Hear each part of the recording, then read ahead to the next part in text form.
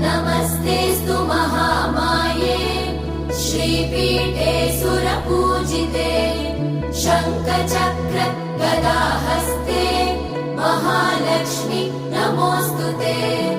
नमस्ते गरुडारूढे कोलासुरभयङ्करी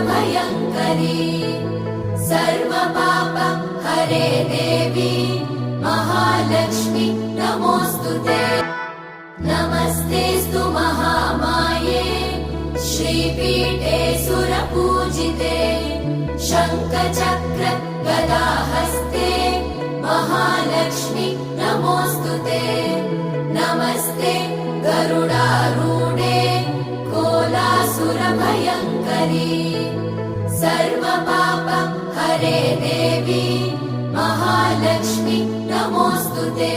जगज्जालपालं गजकण्ठमालं शरच्च